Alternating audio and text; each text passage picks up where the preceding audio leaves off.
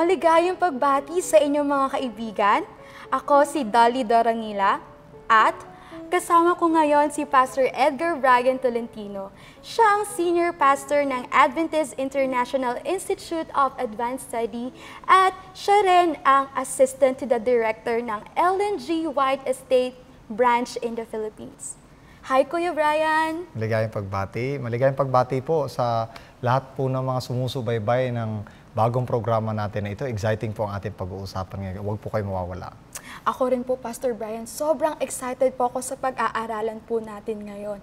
And you know, ang dami ko po natutunan sa nakaraan po nating pag-aaral. At nung nakita ko po ng pag-aaralan po natin ay kung totoo bang propeta si Ellen White, lalo po ako na-excite. And sana ma-excite din po ang ating mga tagapanood.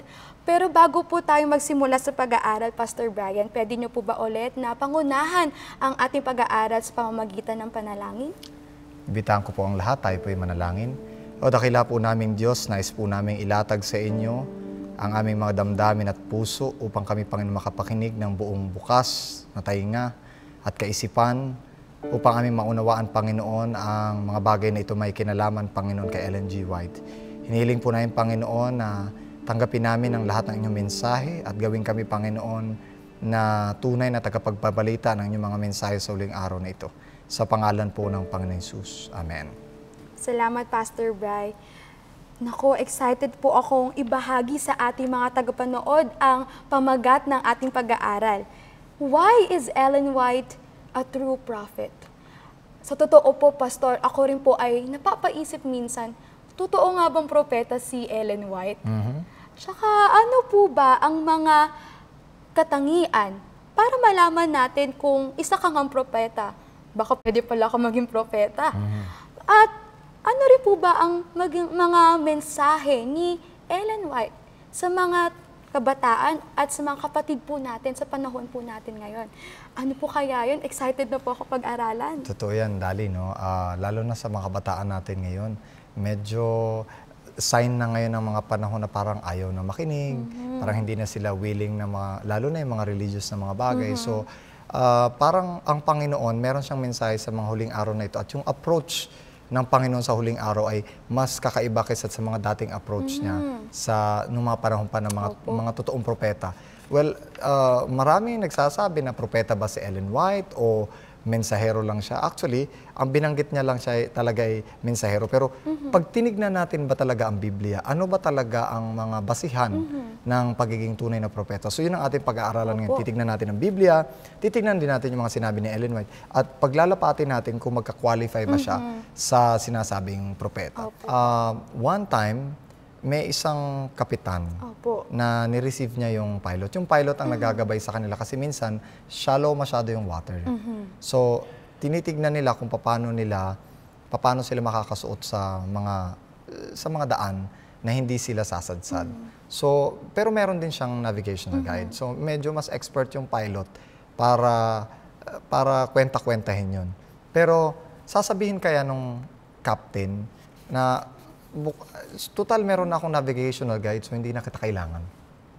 Pwede ba yun? Parang hindi po, Pastor. So, ganun din kay Ellen White. Porque ba meron na tayong Bible, hindi naman talaga natin kailangan ng propeta sa huling araw. Hindi naman pa pwedeng gumamit ang Panginoon ng mga tao para personal niyang i-guide ang kanyang bayan, lalo sa mga huling araw na ito. Gusto kong basahin ang Bible, no? So, dito sa Joel chapter 2, verse 28 hanggang 29, ang pagkakabanggit ay ito. And it shall come to pass afterward that I will pour out my spirit on all flesh. Your sons and your daughters shall prophesy. Your old men will dream dreams. Your young men shall see visions.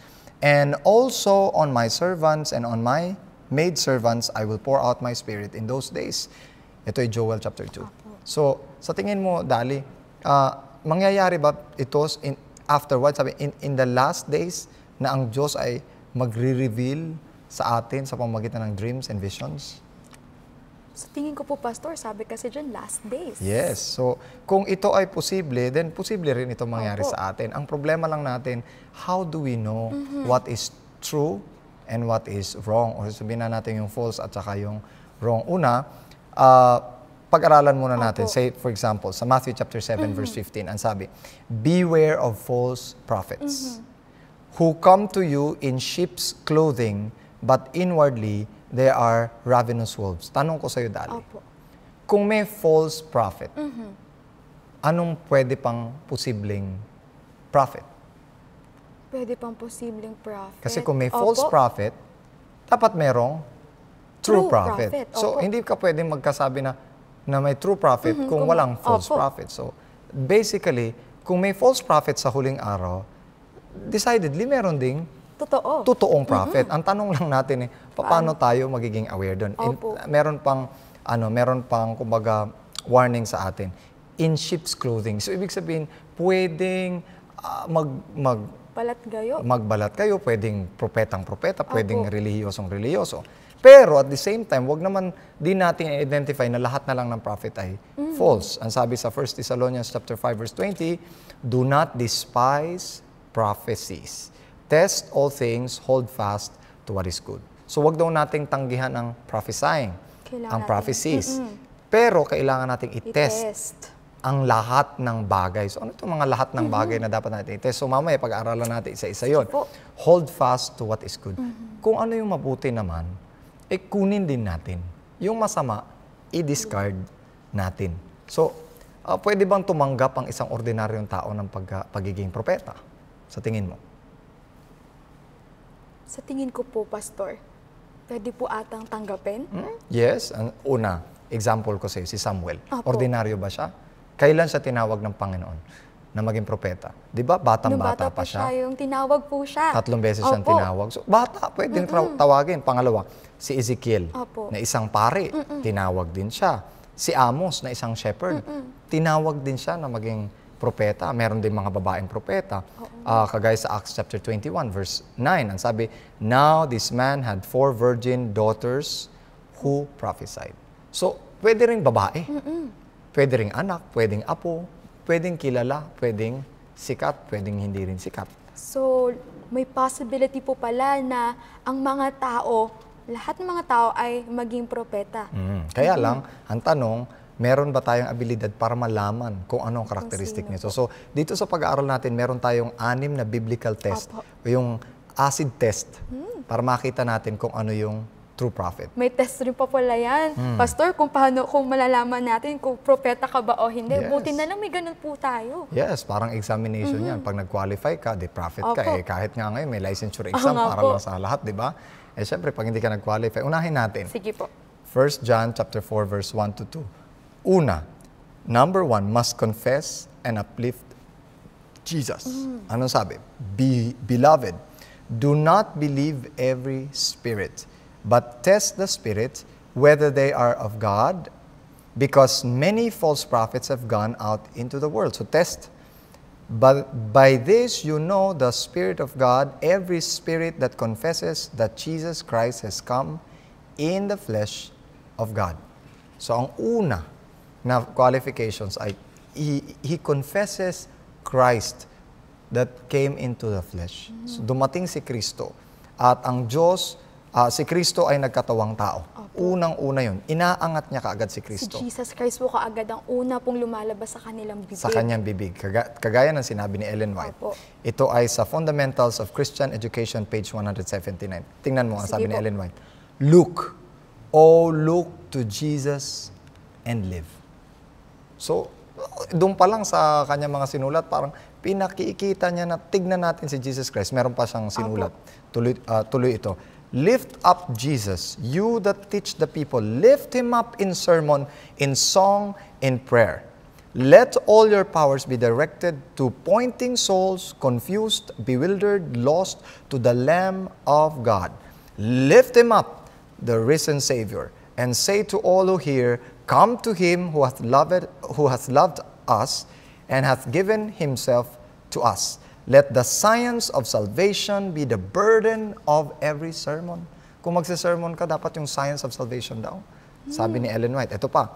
The theme of every song dapat ay tungkol kay Jesus Christ. Let it be poured forth in every supplication, sa prayer. Ganun din. Bring nothing into your preaching to supplement Christ. Everything should be Christ po Christ-centered talaga. talaga. The wisdom and the power of God. Continue, sabi niya, hold forth the word of life, presenting Jesus as the hope of the penitent and the stronghold of every believer. Reveal the way of peace to the troubled and despondent, and show forth the grace and completeness of the Savior. Galing ito sa Gospel Workers 160. Ano sa palagay mo? I think, Pastor, sa number 1 pa lang na karakteristik ng isang propeta, parang check na po doon si Ellen White. Check na tayo. Check. Punta Opo. tayo sa number 2. Pangalawa, kailangang mag-harmonize ang kanyang mga sinasabi sa sinasabi ng Scriptures. Ayon nga sa Biblia, sabi sa Isaiah chapter 6 verse 20, to the law and to the testimony, if they do not speak according to this word, it is because there is no light in them. So mga minamahal na mga kapatid, isa pa pala na dapat nating tandaan, nagsasalita ba sila ng tungkol sa kautusan? At nagsasalita ba sila ng tungkol sa patotoo? Ano ibig sabihin ng kautusan? Alos, kung itutuusin, sasabihin natin na Old Testament at New Testament. Opo. O nagsasalita ba tungkol sila sa mga sinabi ng mga propeta at yung sinabi ng kautusan at yung mga patotoo tungkol kay Kristo. So isa yun sa mga ano. Tingnan natin, nagko-contradict ba, take for example, si Moses, nagko-contradict ba yung mga sinabi niya kay Joshua? Si Joshua nagko-contradict ba sa mga Judges at sa Revelation? Definitely walang contradiction. Tsaka connected po, Pastor. So yung writings ba ni Ellen White ay nagko-contradict ba sa sinasabi ng Bible? So far po sa aking pagbabasa, konektado naman po sa mga scriptures sa Bible. And wala po ako nakita na lumilihis po si Ellen White sa mga sinabi po ng Biblia. Well, may isang challenge tayo. Take for example, kumuha ka ng mga theme sa Bible. Education, evangelism, salvation. Kumuha ka. Tapos, i-check mo kung magka-qualify ba lahat ng mga theme ba na ito'y kagaya din ng tema ng mga sinasaban ni Ellen White. Kung ito'y nagka-qualify, then anong kailangan natin kontrahin sa isang tao? In fact, kahit hindi siya propeta, kahit pastor lang siya, kung hindi nagko-contradict ang kanyang mga sinasabi, dapat nating tanggapin bilang galing sa Diyos, di ba? So dapat rin pala i-encourage natin ang mga kabataan din na mag-aral din ng Biblia para makita nila na yung pagkakaparehas ng sinasabi ni Ellen White tsaka ng Biblia. Definitely. Mahalaga rin po pala mag-aral. Actually, ang sinasabi ni Ellen White talaga, magbasa ng Biblia. Nakita mo, napakalaki ng Oo nga Biblia, po. no? So, ang pangatlo na, sabihin natin, acid test, calls for repentance. So, kailangan ito'y tumatawag ng pagsisisi. Hindi yung puro ano na lang, puro mga prosperity gospel, pag sa Panginoon patatawarin ka lang lagi, para kahit hindi ka na magsisi, hindi ka magbago ng buhay mo. Of course, ang pagbabagong buhay resulta lamang ng pananampalataya. Pero ang isa sa na nagpapakita nito ay yung laging tumatawag para sa pagsisisi. Pakinggan mo ang sabi ng Jeremiah chapter 23, verse 16. Thus says the Lord of hosts, do not listen to the words of the prophets who prophesy to you.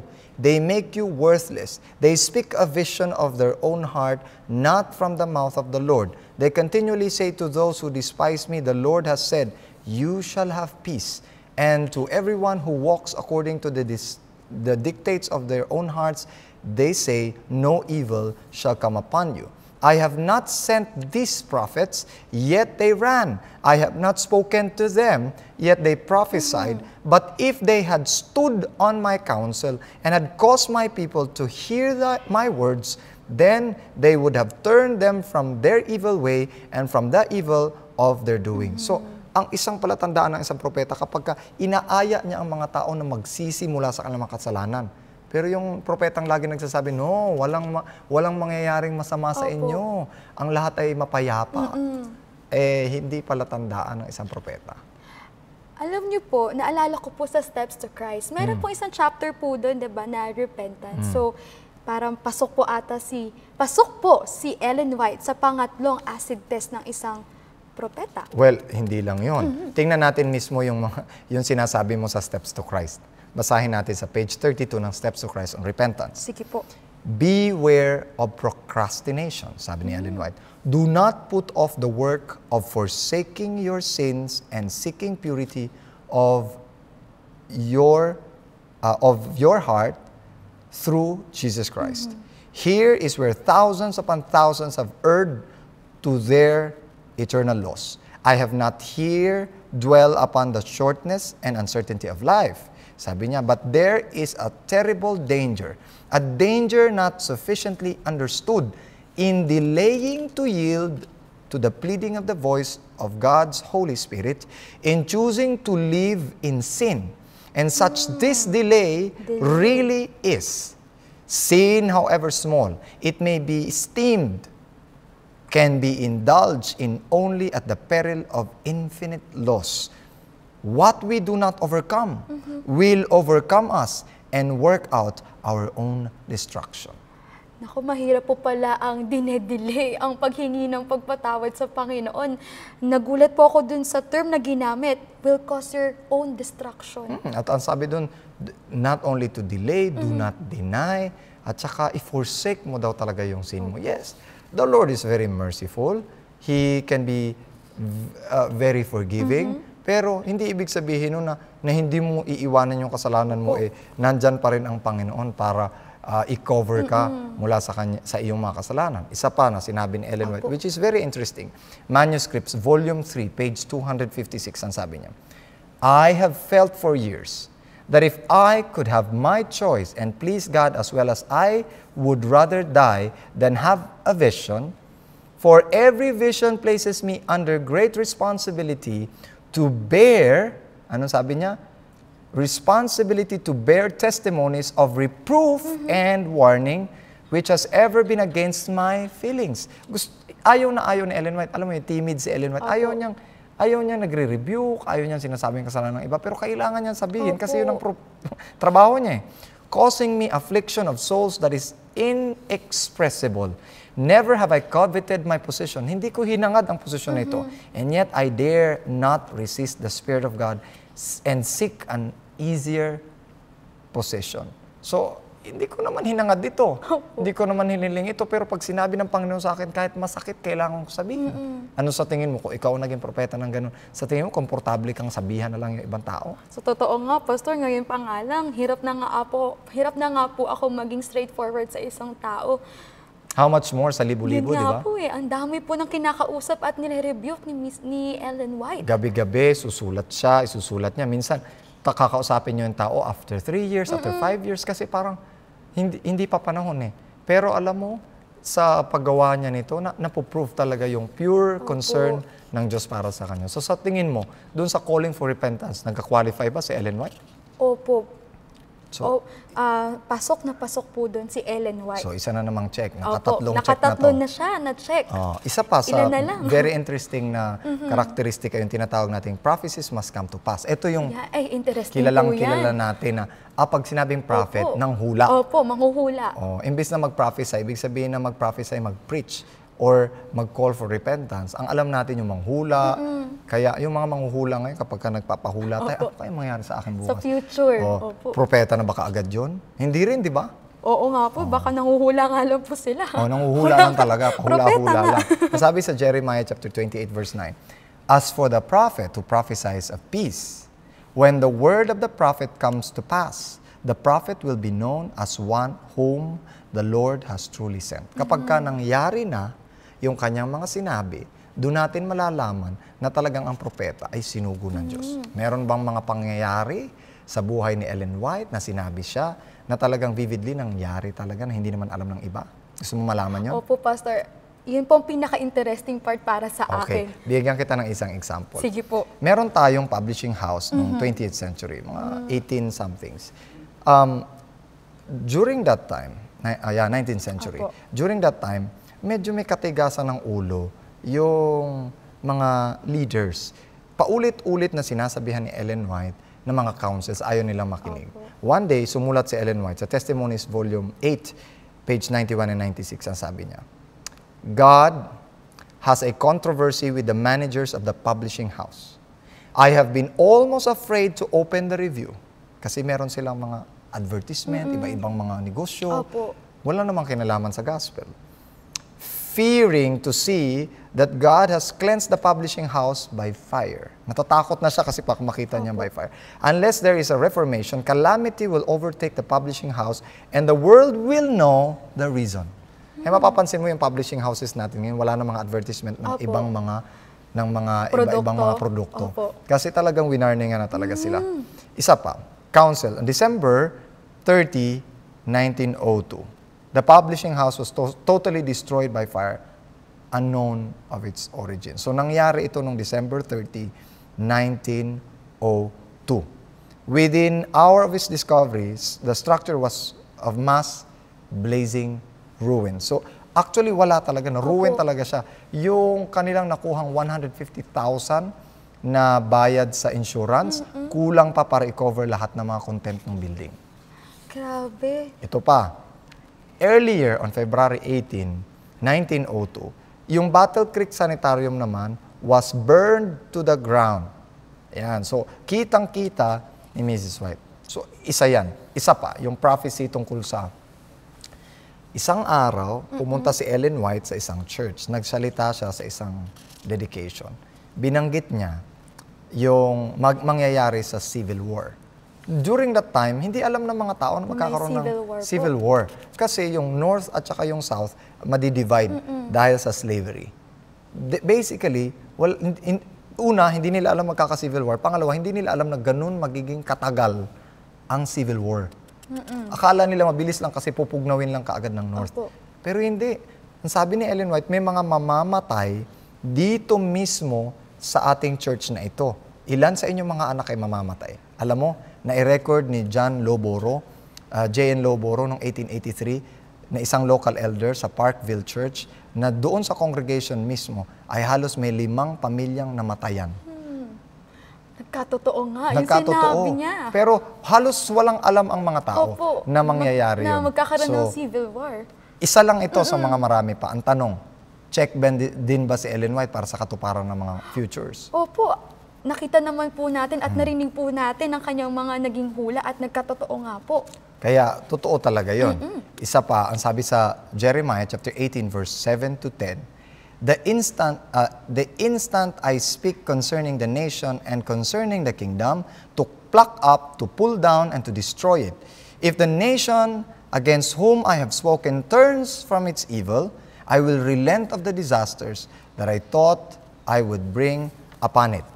And the instant I speak concerning nations and concerning a kingdom to build and to plant it, if it does evil in my sight so that it does not obey my voice, then I will relent concerning the good with which I said that I would benefit it. So, kung susundin nila, tatanggalin niya. Pag hindi nila sinundod, tutuparin niya, kagaya ni Jonah, di ba? Ano nangyari kay Jonah? Sinabi nila, nakinig sila, din nawala. So, medyo conditional din yung prophecy na nangyari kay Jonah. Alam naman natin yung istorya siguro ni Jonah, no? Isa pa, kung titignan natin, may mga prophecy si Ellen White na binanggit niya, pero hindi natupad kasi sinunod nila yung payo. Pagka hindi nila sinunod yung payo, di siyempre mangyayari sa kanila yung consequences.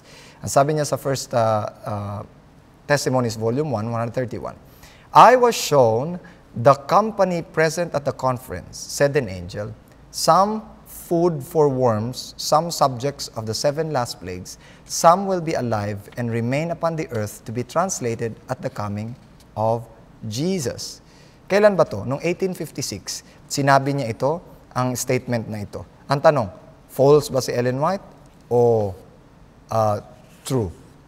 Ang sabi ni Ellen White sa Evangelism, page 695, the angels of God in their messages to men represent time as very soon, very short. Thus, it has always been presented to me.